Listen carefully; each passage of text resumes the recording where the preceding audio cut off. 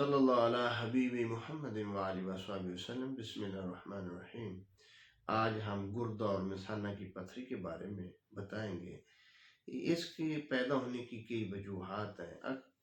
اصل میں تو یہ سوداوی مزاج کے اندر پیدا ہوتی ہے۔ سوداوی مزاج جو ہے وہ اصل میں سردی خشکی کو کہتے ہیں۔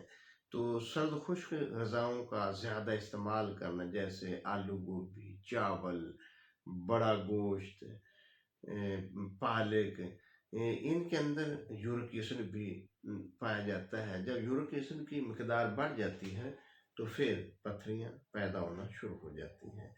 تو جن چیزوں سے پتھریاں بنتی ہیں ان سے پرہیز کیا جائے، اور پھر جب پتھری بن جاتی ہے، خواہ گردے میں ہو یا مثانے کے اندر ہو، تو وہاں سوزش پیدا کرتی ہے، بھرم پیدا کرتی ہے، درد بھی ہو جاتا ہے، یا ایسا بھی ہوتا ہے کہ اگر گردے مثانے سے چل کر پیشاب کی نالی کے اندر آ جائے تو پیشاب رک جاتا ہے یا بند ہو جاتا ہے، ساتھ خون بھی آنے لگتا ہے۔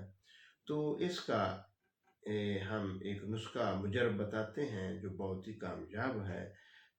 اس میں ہے کلمی شورا 10 گرام، نوشادہ ٹھیکری 10 گرام، رحمت چینی 10 گرام، تخم کلتھی 10 گرام، زیرہ سفید 10 گرام، اور اس کا تخم ترب 10 گرام، تخم گاجر 10 گرام۔ ان سب ادویات کا سفوف بنا لیں، اور پھر اس میں 2 چیزیں اور ایڈ بھی کر لیں، جس طرح یہ سنگ یہود ہے اور ایک ہے سنگ سرمائی، لیکن ان کا یہ کشتہ کرنا پڑتا ہے۔ اگر یہ بھی کشتہ بنا کر اس میں شامل کر لیں تو پھر مزید یہ اکثر نسخہ ہو جاتا ہے۔ تو اس میں جو ہے سنگ یہود اور سنگ سرمائی بنانے کا طریقہ، 20 گرام سنگ یہود لیں اور 20 گرام سنگ سرمائی لیں، ان کو صاف کر کے کوٹ لیں، اور کوٹنے کے بعد اس کو یہ جو کوار گندل ہوتا ہے اس کے پانی میں 2-3 دن کھرل کریں۔ کھرل کرنے کے بعد کسی کوزہ میں بند کر کے 10 سے اوپروں کی آگ دیں۔